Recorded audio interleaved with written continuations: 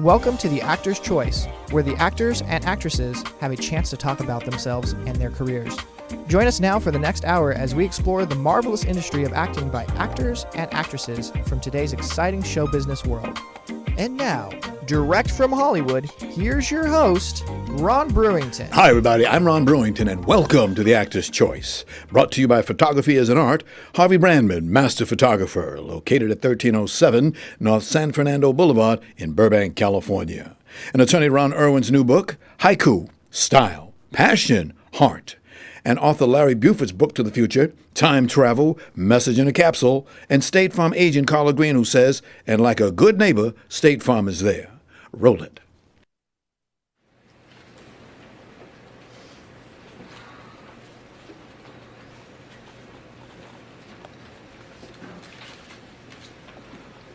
Oh, Esther! Oh, Esther, I haven't seen you forever. Not since the surgery. How have you been? Same as yesterday, same as every day. Oh, I presume that's a good sign. In this place, it's a good sign to be standing upright. I tried to call several times. I even tried to come up to your room. No. Well, I didn't want a lot of people feeling sorry for me. Then I'd have to listen to all their sob stories about how bad they had it. I don't go in for all that nonsense. Ladies and gentlemen, my first guest today is a veteran character actress of films, TV, and stage since the late 1960s. She was born in Medford, Oregon. She got training at the University of Washington School of Drama.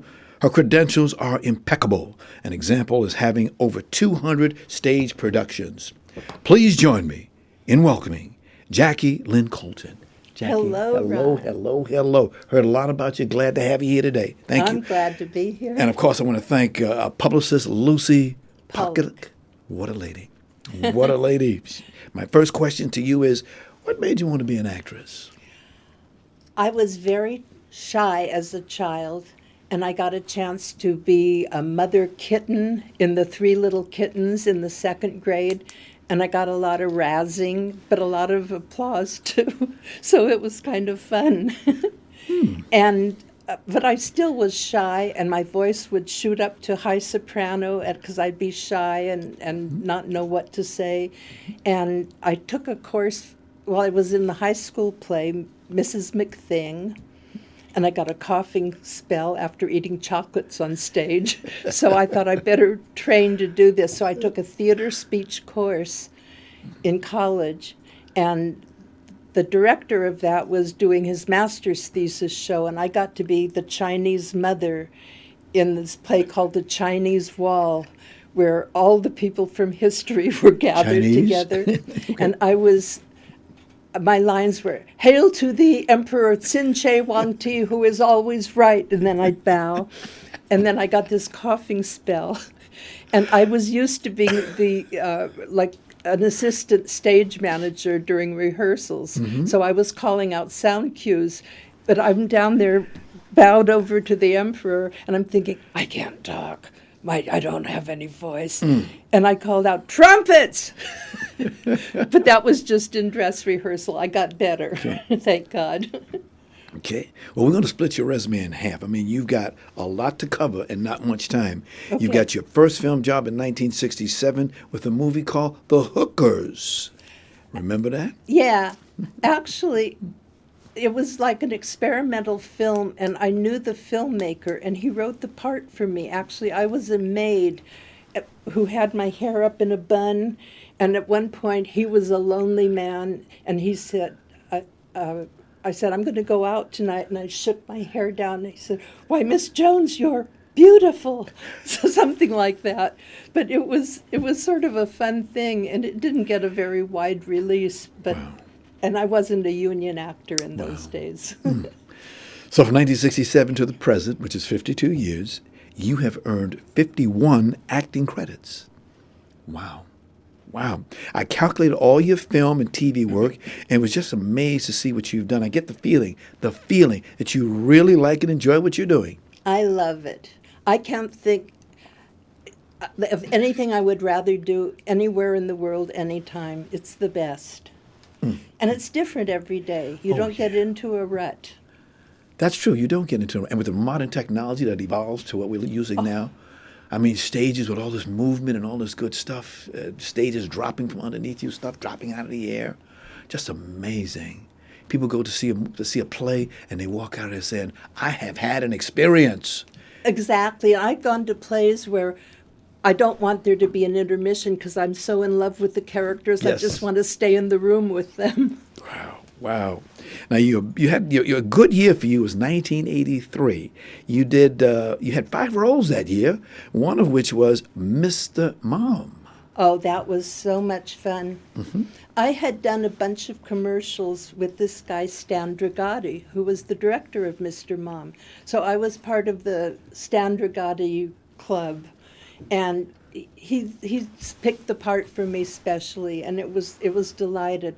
I'm in a card game where we're playing for coupons, housewives playing for coupons, and Mr. Mom's wife has gone out to work, Terry Garr, and he has to stay home and play cards with the ladies and take care of the kids. It was a great movie. I still, when I see it, I go, I can't believe how good this is. I was going to ask you, how did you feel when you saw yourself up on that screen for the first time? Well, the first time I saw myself acting as if I were on stage, I went, oh, wow, I better pull that back. But I eventually started thinking, that's a different character, Yes. and I don't like to play the same character. Got you. People who watch this show know that I have a bone to pick with a lot of actors who don't get up on that stage. Like they're afraid. Well, it's pretty terrifying. I mean, you think, thank God I have rehearsed this for 6 weeks or a month or however long you got to rehearse, because your adrenaline is shooting up and your technique is anchored. Yes.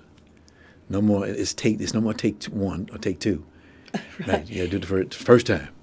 And it's very much like being an athlete. It's like you start rehearsal and then you get your strength and your steam and your stamina so that you can go through the whole thing, which is different from films and television because they're short bursts. Yep. Yes, indeed. 1986. That was your best year. You had 6 roles that year. One of them was Silver Spoons. Remember that? Yeah, but it was just one of those incidental roles. I don't consider that my best. It was a nice little TV show, and I got a few lines and a nice little scene with a star, but... Yes. By incidental, you mean you got paid? I got paid. No, I got very lucky because Yes. I came out here with the National Company of Two Gentlemen of Verona from New York.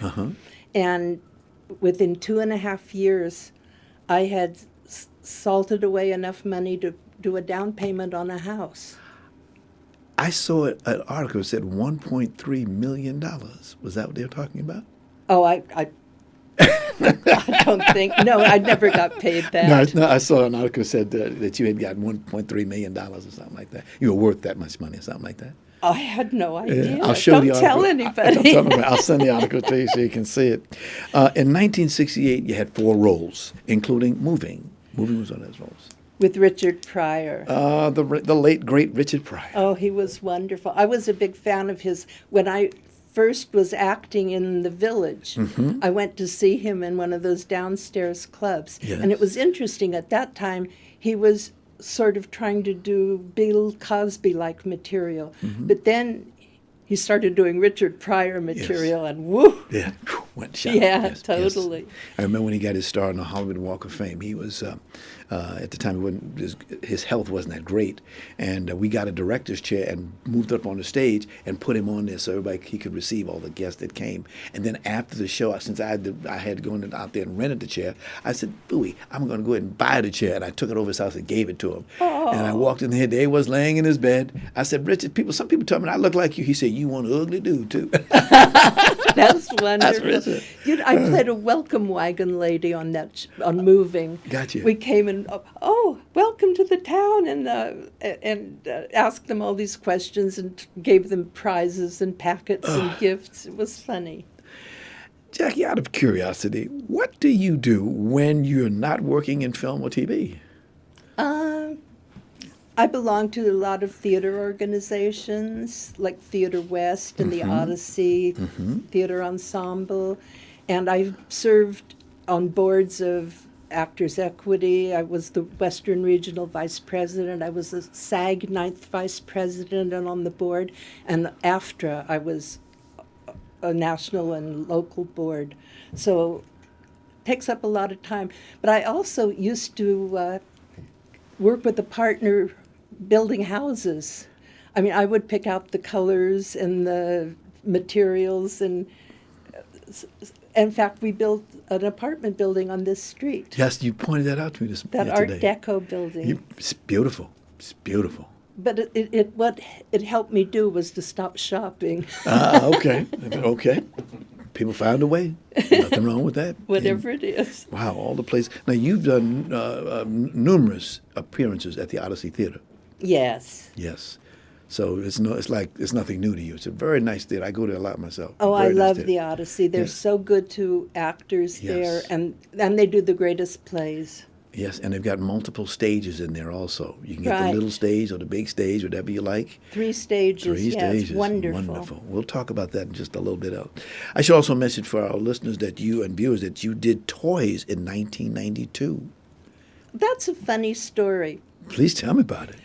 First of all, I did a little excerpt, and they Yes. hired my dog to come in, and there was like a dog food commercial or Right. something weird, but I am cut out of the movie, but the dog, I think you can still catch a glimpse of it. So I didn't have much to do in that, but I got paid You for got paid. it. That's it. It's all about getting paid. And one quick thing, I understand that you even did some high fashion modeling. I did. Ooh. There was a woman, a magazine called New Woman Magazine. Okay. And I got a phone call one day, and this lady said, I'm the editor, and we're doing a photo spread, and our subject has dropped out. And she didn't like the test shots. She's a size 14. She thought she was too big and didn't like the way she looked. And she said, what size are you? I said, 16 or 18.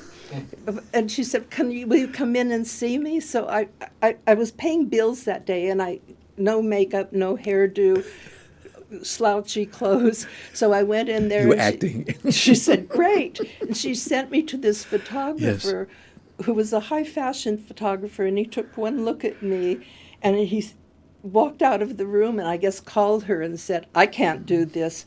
So they got me another photographer who had done the most artistic pictures of giraffes in Africa, and I mean really artsy stuff, and he was wonderful. He made me feel gorgeous. Wow.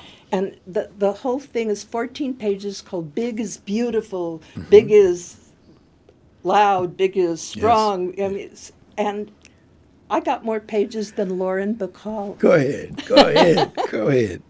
I see that we're halfway through your career. I should mention to all our viewers that you will be celebrating a birthday on September the 18th. Yes, the same day as Greta Garbo. Wow. Can I hit it real quick? Happy birthday to you. That's Happy enough. birthday to you. Got you. Thank you. Have a good birthday. September the 18th. Okay. Here you go. 2 words. In circles. Sound familiar? Circles. Sound familiar? I love it. Tell us about it, please. I did it in 1967 at Judson Poets Theater, and then it was this surprise hit. There was a dancer in it who was British, who knew Clive Barnes. He was a Merce Cunningham dancer. He got Clive Barnes and his wife to see it. We got a rave review in the New York Times and the New Yorker and all these magazines. So we moved to the Cherry Lane Theater for a year. We did an album. Shall I hold it up? If you want. Hey. And I'm here as an ingenue. But in this iteration of In Circles, I'm Gertrude Stein. Now, who is Gertrude Stein, please? A rose is a rose is a rose. Mm-hmm. And all this, she was experimenting with language in an era of experimentation in art. Mm-hmm. Cubism, words, phrases, things that had meaning to her.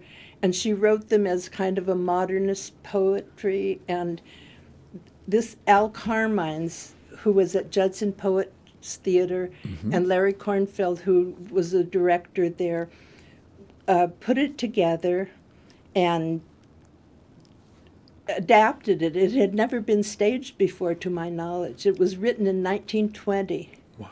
And I had been going to Europe for 3 years with La Mama, touring, and I thought, I want to do an American writer for American audiences. And it was very exciting. 12 typewritten pages and a bunch of actors, dancers, and we all passed around this script and said, you read until you're tired, and you hand it to somebody else, until about a week later we decided, this is my line and that's your line, because it just felt right. It sat on us well. So I became Mildred the ingenue and had a relationship with all the other actors.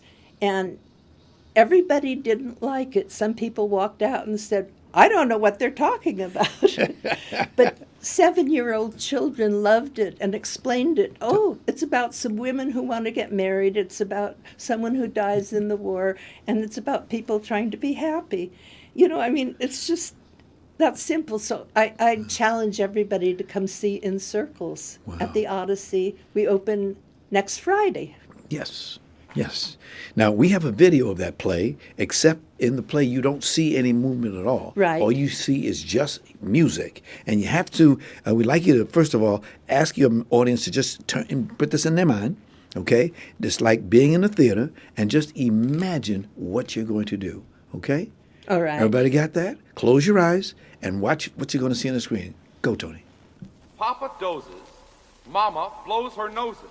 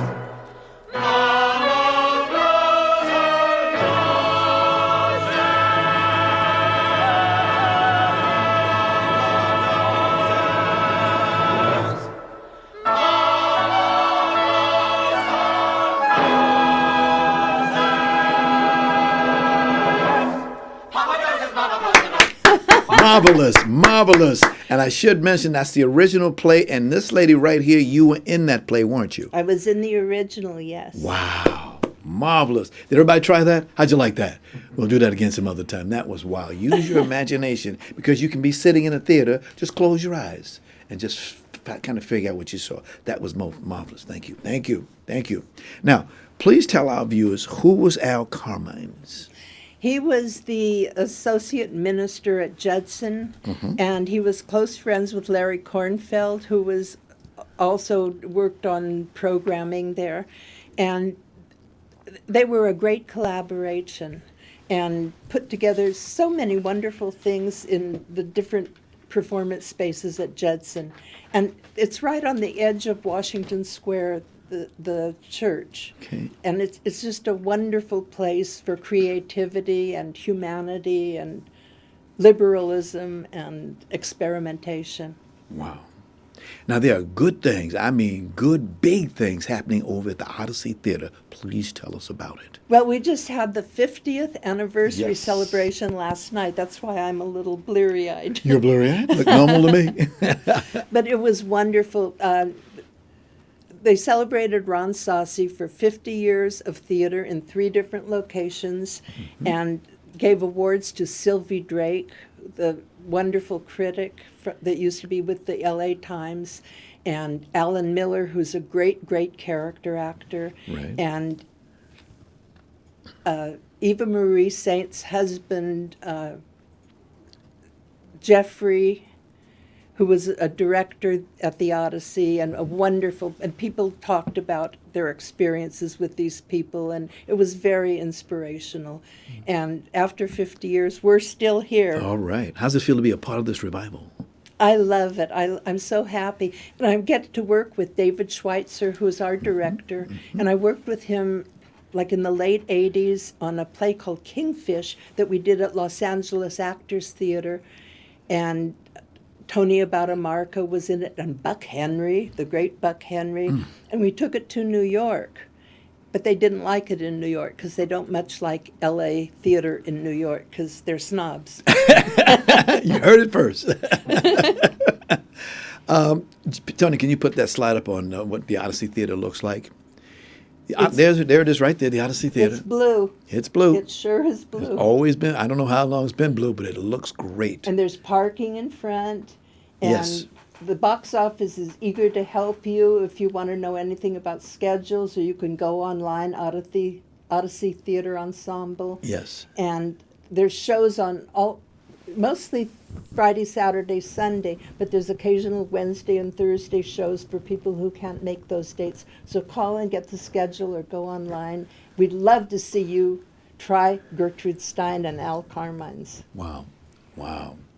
Now, give me dates, give me times, give me information that I can use. We're opening this Friday, It's September coming 14th. Friday. Okay. And opening through the weekend, and then playing through probably mid-November. Okay. So it's a nice long run. Okay. Wow. You know, listening to you and going through your resume and seeing what you've done over these years, would I be wrong not to call you Madame? I mean, you have done it. Over 200 performances you've done. That's a lot of stage work.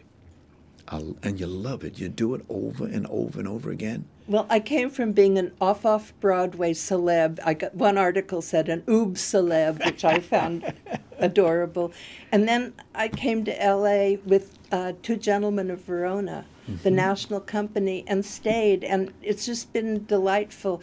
I have gotten to do theater and TV and films and modeling and all kinds of stuff. Wow. Public service announcements, just wonderful. Wow.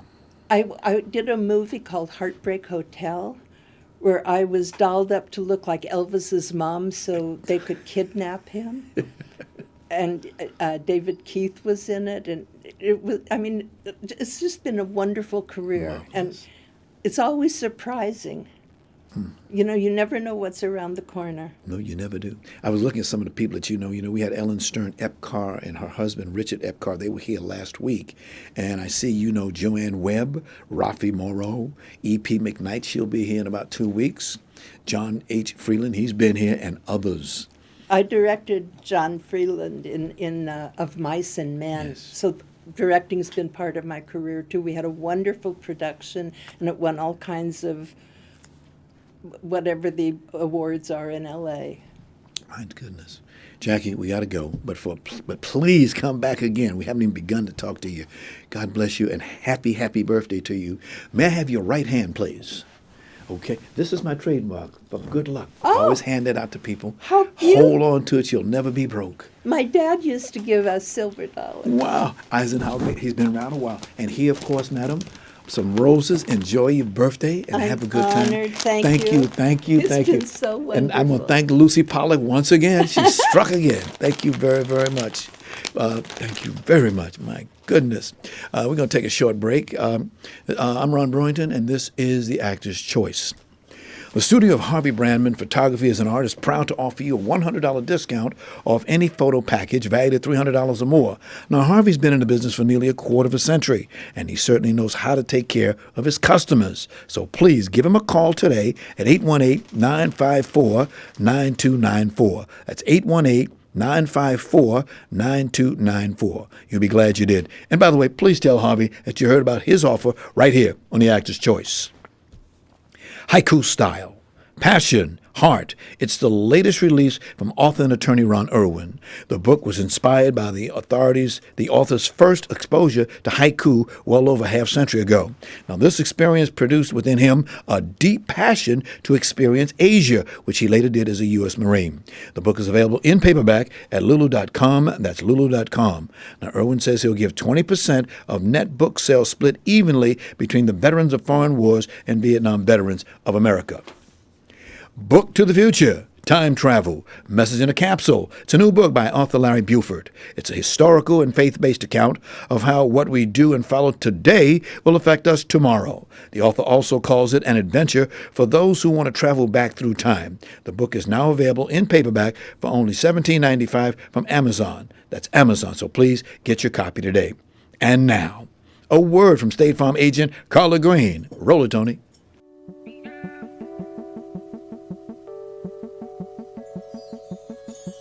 Let me ask you something. What do you see when you look at your home and your car? Do you see a bundle? A combo deal? That's how other insurance companies see them. But a State Farm agent sees so much more. Because the State Farm agent sees your home and your car as more than just four walls and four wheels. They see the things you've worked really hard for. So why not give them the protection they deserve? Let me help you with that. Give me a call. State Farm agent Carla Green, 213-239-9675. I look forward to speaking with you. Thanks, Carla. And like a good neighbor, State Farm is there. For more information, 213, that's 213-239-9675. Okay? Ladies and gentlemen, on Friday, September the 20th, a new, powerful, socially conscious film, In Prison, opens at the Lamel Music Hall. Now, that was the last film to wrap before the devastating hurricane in Puerto Rico. In Prison stars Lawrence Fishburne and Juan Pablo Raba.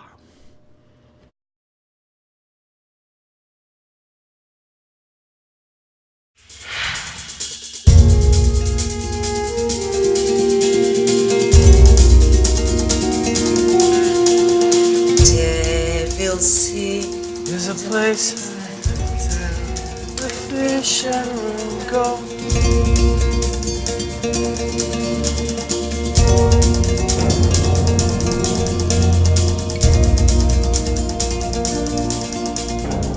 I don't know your husband, do I? His name is Dylan Burke.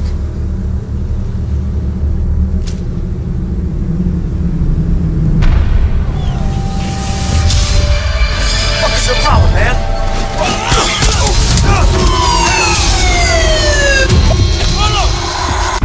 He's the warden's nephew, Warden Calvin. What do you want for that testimony?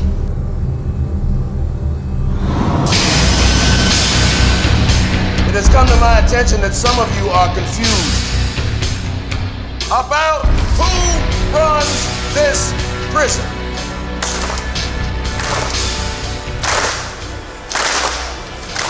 My name is almost at the top of the list, so I'm not long for this world.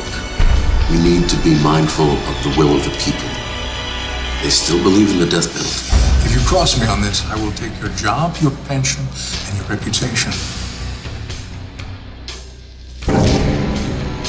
What else do you want from me? Pensé que había pagado por todos mis errores, pero parece que no fue suficiente. Every single one of you in this God-forsaken prison because of the crimes that you committed.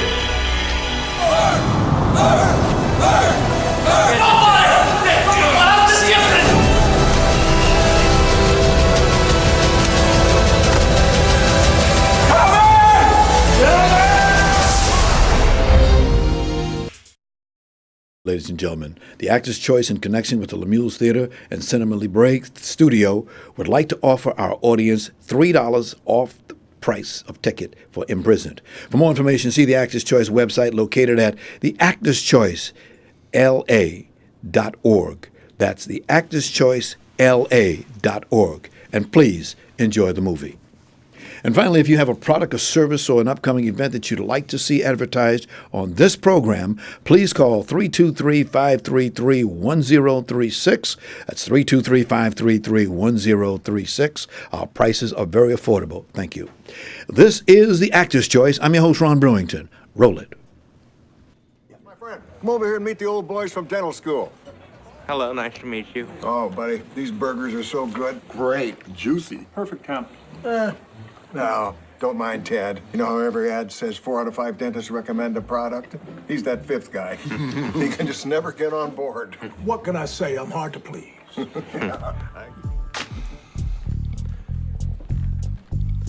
I'm sorry, I just can't recommend it. Oh, come on, Ted. Oh, and don't worry. That whitening agent that I use only lasts 4 to 6 weeks. Which is why I cannot recommend it. We get it, Ted. Okay? We get it. I steal forks from the cafeteria. And Stu Weston used a foot wedge on 14 to win the spring scramble. Ladies and gentlemen, my next guest certainly needs no introduction. He's got 75 IMDb actor credits and has been in a variety of TV and film projects. He was born in Morristown, New Jersey. Later, he moved to Miami, Florida. He was born in Mount Holly Township. He'll correct me on this one, New Jersey, and was raised in Morristown, New Jersey. Later, he moved to Miami, Florida, and then he came to L.A., and the rest is history. Please welcome veteran actor, writer, producer, Raymond Forchion. Ray, good to see you again. Absolutely. Can you do me a favor? Tell us about what you just passed some word to me, please. Please. Yes. It was so wild because I saw a fantastic interview that you did with the late actor John Wesley, who just passed recently. And was it last night? Yeah, I believe it was yesterday or the day before. And just kind of in his honor, because he's a guy that a lot of us really looked up to. He was a journeyman actor like myself and was an example, I think, for a lot of actors who have worked to carve a presence in this business. Tony, can you find a picture of John Wesley for us, please? Yes, sir. He, in fact, I made a call yesterday. I was trying to get some people to come on the show, and I talked to his wife, and she said he's really not doing well. This was yesterday. So when I hear it, just know there he is. God bless him. God bless him. There's his picture. God bless him. Go ahead, John. He was a good man. He and Robert Guillaume were like this. Yeah.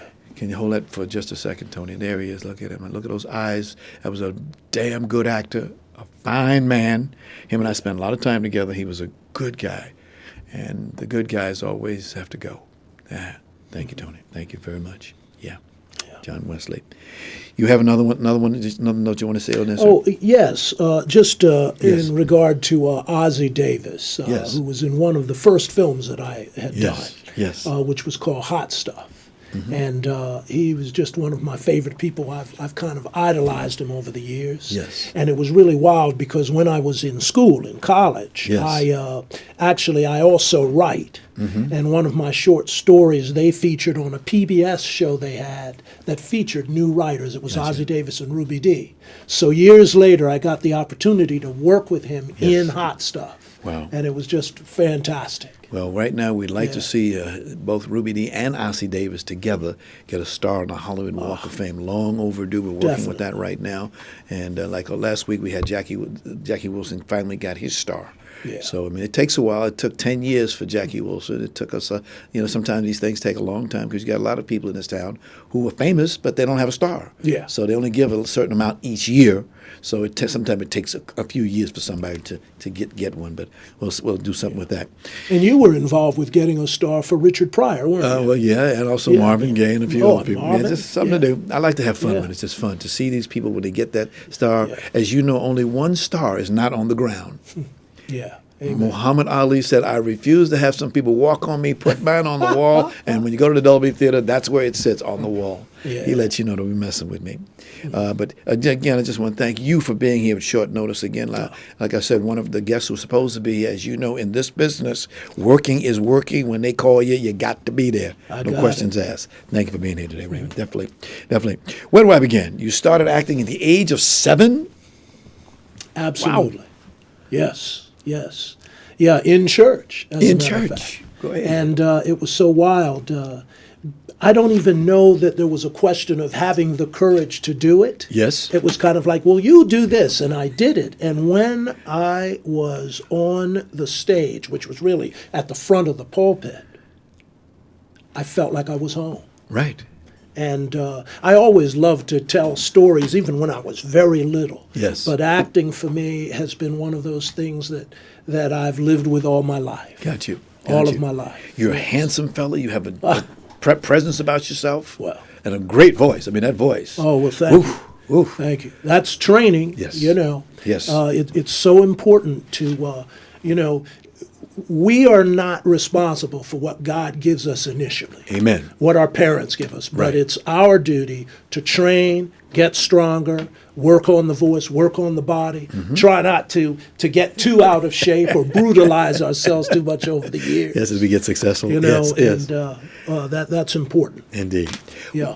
Remember when you first came here to L.A., Hollywood, and you saw the Hollywood sign? How'd you feel? Yeah. Well, I felt great about it.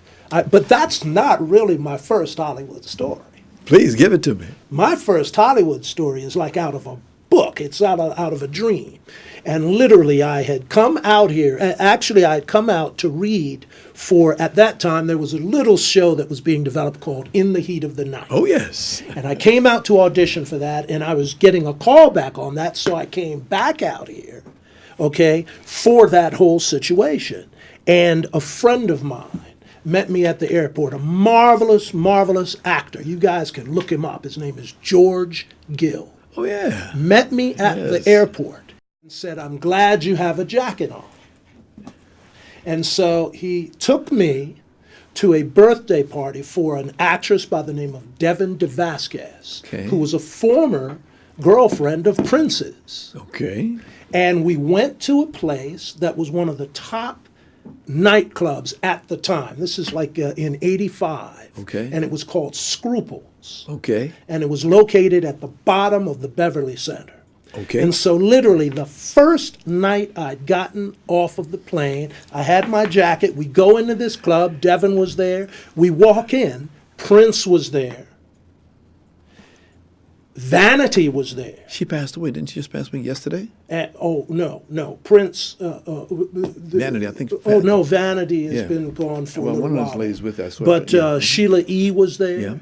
Yeah. Lauren Green was there. Yes. And literally, that was my first night in L.A. But here's the thing. Prince basically kind of sat in the corner. He was kind of, pensive. And then, when doves cry, from the movie Purple Rain came on, Prince got up and danced. All right. With everybody else on the dance floor. So literally my first night in Los Angeles, I'm on the dance floor with Vanity, Sheila E., Prince, Devin, George. It was just, who couldn't be addicted to L.A. after a night like that? Home to Stars. There you go. It was really, really great. Wow. Yeah, wow. I didn't suffer until a little bit later. Suffer? In what way, sir? Well, the life of an actor is so uncertain, and I've been really blessed to work a lot over the years. 75. But there have been times when I've not worked that much. Yes. What I don't have there, or what we haven't talked about, is the commercial work. Thank goodness. Yes. Nearly 100 spots, and that was back in the days when nationals paid really, really well. Although I think we've just had a new contract that's going to help that situation for a lot of people. Right. But, the life of an actor is something that it's more of an avocation a lot of times than an occupation. Okay. It's like going into the priesthood in a way. It's like you choose to be an actor. Yes. Yes. I like it. So that's been my life. Yes. Now, we're just going to run through a few of the films that you've been in. You got 75 credits. The first one in 1979 was Hot Stuff. Oh, absolutely. And that one was directed by a marvelous, wonderful, funny, warm man named Dom DeLuise. And it's funny. One of the things that I learned, one of my mentors was a man by the name of John Pryor. And this brother was one of the finest drama teachers ever. And one of the things I learned from him was to be bold. And so when I went into the audition for Hot Stuff, I was originally auditioning for a different role. And the role was a guy who was supposed to be, yes, it's stereotypical, but it was a pimp. Okay? I happened to, hard out there for the pimp. at the time, have a sword cane, which is a whole nother discussion about my earlier life. Okay? But I had a sword cane, so I go into it, like pull it out. Yeah. And he was like, "Oh, that's fantastic." And he wound up casting me as another character in the film who really just goes completely hyper. And I have a shotgun and I fire it. I blow a guitar out of Dom's hands with Jerry Reed, Suzanne Plachette. And that film is another one of the films that so many people remember. Yes. And it was a fun film based on a true story. It was an actual scam that the police put together. Actually, originally it was in Washington, D.C., but they placed the movie in Miami. Okay? And what it was they opened a phony pawn shop so that criminals would bring their stolen goods. And then they threw a big Christmas party and arrested everybody. And that was what the movie Hot Stuff was about. All It's right. fantastic film. 1986, you did Flight of the Navigator. Yes, Flight of the Navigator. That's another one of those films that I've been blessed to be involved with that's a classic. I still get, it's so funny, I'll go into auditions now as an actor and I'll meet producers, casting directors, and it's like, oh, you were in Flight of the Navigator. It was a Disney film, and it's about a boy who was abducted by a flying saucer, and the voice was done by Pee Wee Herman. And a lot of people have grown up with that. And the director, Randall Kleiser, he had directed Grease, Honey, I Shrunk the Kids 2, I believe it was, and then he directed this film. And the film just hit a zeitgeist of the time, and it was just so well received that just recently I received a call that they were doing a documentary about life after Navigator. And that documentary, it's a feature-length doc, and I believe it's going to be out toward the end of this year or the beginning of next. Great. And it reunites the cast for the first time in many, many years. The young actor who was the star of the film, marvelous, named Joey Kramer. Okay. He has come back into acting. The guy looks like a matinee idol now. But he also had served time in Canada because of being involved in a bank robbery. Okay. It's just an amazing story, and he's just learned so much, and he's such a wonderful guy. I wish him the absolute best. Got you. Yeah. 1991, Point Break. Oh, yeah. That I love because I got an opportunity. It was the first time I had ever worked, believe it or not, with a woman director. Out of all of the films and commercials and such. And the woman director happened to be Catherine Bigelow, who is just fantastic, who of course won the Oscar for Hurt Locker, and it was just marvelous. And also she did an amazing film a few years ago that if you haven't seen it, you've got to see it. It's Detroit. Just a stunning, stunning picture. But I had the opportunity to work with that, Keanu Reeves. Patrick Swayze? Yeah, yes, Patrick, although I didn't work directly with Patrick. I play a guy who's just out trying to mow his doggone lawn. And these Nazi bikers and Keanu, they're having a fight. The guy knocks me over and tries to shove Keanu's head into my lawnmower. But that was a fun. Wow. That was a fun. And you had Grey's Anatomy in 2013? Yes.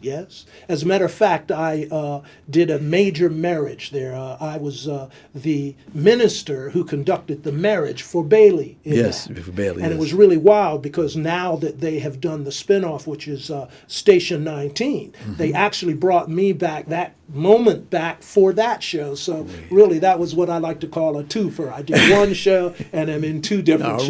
All right. That's always cool. 2018, Goliath. Yeah. Oh, Goliath. Yes. Yeah. That was fantastic. I believe it's Ana de la Ruega was the actress that I worked with.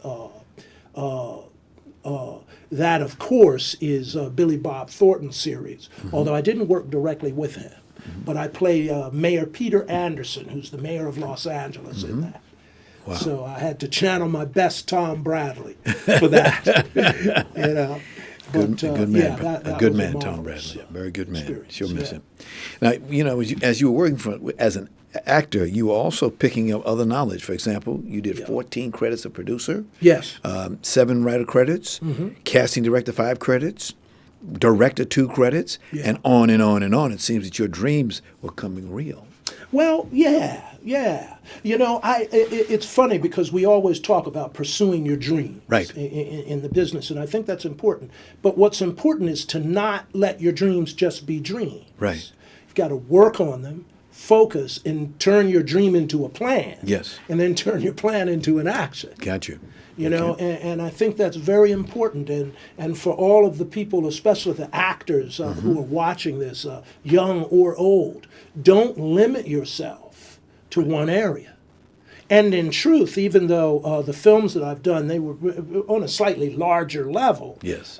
it's as a producer, it's important to understand that the technology now allows people to create art everywhere. Yes. There is no excuse for an artist to not practice their art now. Thank you. Give you an example. One of the films that I was involved with, I was an associate producer on a film called Last Breeze of Summer that was directed by a man named Arik Cosby and was produced by a man named David Massey. Okay, and that was nominated for an Oscar back in '92. And in doing that film, we shot that on 16 millimeter film. That, just the cost of the film, the development, that sort of thing, you know, we had a limit of the budget at the American Film Institute, which was where it was done, of a certain amount of money. But the truth is that that film shot now digitally would have cost us much less. Yeah. You don't have to worry about, you know, you can run film and run film. You know, in all honesty, you can even work with actors much more. You know, one of the things about shooting film, which is why it's such a difficult business, when you're doing a television show, it's like I just shot a show last week. Had like 200 extras, I mean, picture cars, I mean, it was massive. You really can't take the risk that the person you hire for the one day is going to come in and blow the day for you. Right. That's what producers deal with. Right. And when you are shooting film, you've got to develop the film. Okay. You do take after take, whereas with digital, a lot of times you can just run. Okay. What's the situation right now for black actors? Oh, well, I mean, black actors, I feel, look at television. It is not where any of us would ever like it to be. I don't think it's that way really for any actors because there's so many people who are not working at any given time anyway. Okay, but in my opinion, I think there have been major inroads that have been made. Almost every project that you see now, you're starting to see more roles that matter to the script that are portrayed by black actors. Latin actors, it's the same thing. Latino, Hispanic actors, you're starting to see it. Asian actors, and I believe that what it is I feel that the world is no longer isolated little chunks. Thank you. So if a producer is smart, they're going to produce a project that has a wide demographic of people. Because movies, I mean, right now, foreign returns on motion pictures often way outweigh the domestic returns. Interesting. That didn't used to be the case. It used to be, well, if we get the domestic, which is going to be the U.S. and Canada, that's going to be our nut. The problem that I think black actors have had is that very often the studios would say, oh, well, if it's a black project, it won't sell overseas. Right. Not true at all. We see it. Look at a movie like Black Panther. Oh, yes. Yes, it had brand recognition. But one of my idols is a man, I don't know whether you've interviewed him or not, but his name is Fred Williamson. Oh, yeah, the Hammer. Yes, the Hammer. Yes. And what Fred did, Fred has a company called Pole Boy Films. But what Fred did was Fred went over to Europe himself. And worked out his own deals. And he found out that a lot of the monies that he wasn't getting, that companies were paying for his films. films. And so he managed to produce independently a bunch of pictures that he starred in, acted in, sometimes I believe directed, I'm not sure. But the man is an idol to me. Yes. You cannot take no for an answer. No. As an artist, you can't take no, and the bottom line is nobody wishes to be an artist. Right. Either you do it or you don't. Wow. You talk about it. Wow. You know? Raymond, So- we got to get you back here. We're running out of time. We haven't even started. Gee whiz. I would like to say one thing that you say. The artist must be nurtured. Absolutely. I mean, it must be. That's what I believe in. I do coach actors and Yes. actresses Yes. periodically, and that's what's important. Here's the way I look at the industry, and I love the name of your show, The Actor's Choice, because when you think about it, even stars, everybody who works actually is hired based on their choices. Right. Now, there's just choice, but there's also an educated choice. Yes. That's what training gives to people. Right. You know? So I really believe that it is important to choose to be an actor, to pursue this work. You have a choice to go into the shallow end of the pool, or you can dive into the deep end of the pool.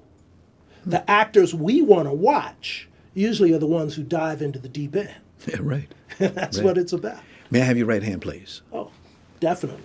Definitely. Hold on to it, my friend. Hold on to it. Yeah. And good luck to you in what you're doing. All right. Thank you for coming. Like I said, we ran out of time. There's much more. We'll get you back here again because God you just bless. got started. Thank you, sir. Special thanks to our sponsors, Harvey Brandman Photography is Art, Ron Irwin's Cuco, Style, Passion, Heart, Larry Buford's Back to the Future, Time Travel, Message in a Capsule, and State Farm agent Carla Green. Special thanks to our guests today, veteran actors Jackie Lynn Colton and Raymond Forchion. Please come back again. Please come back again. And of course, special thanks to our ever-growing audience. We say be well. We'll see you the next time.